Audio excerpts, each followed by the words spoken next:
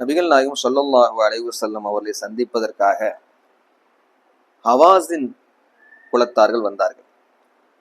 அதிலே அபூ சர்வான் ரலியல்லாஹு அன்ஹு என்ற ஒரு சஹாபி இருந்தார்கள்.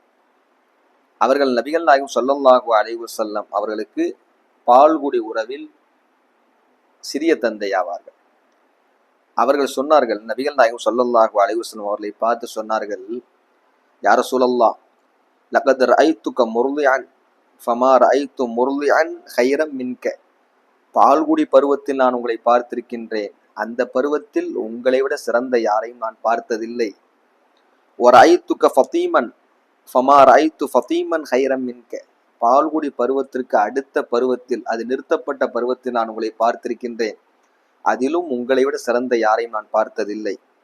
சும்ம ரஅய்துக ஷாப்பன் ஃபமா ரஅய்து ஷாப்பன் கைரம் மின்க.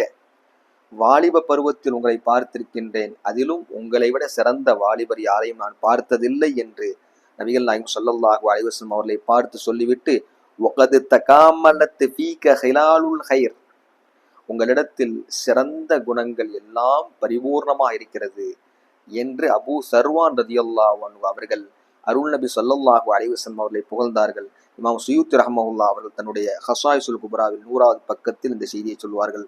தபகாத்துல் குப்ராவில் இப்னு சஅத் ரஹ்மத்துல்லாஹி அலைஹி அவர்களும் பதிவு செய்வார்கள். நபிகள் நாயகம் ஸல்லல்லாஹு அலைஹி வஸல்லம் அவர்கள் ஒரு பரிபூர்ணமான மனிதர் என்பதை நாம் விளங்கிக் கொள்ள வேண்டும்.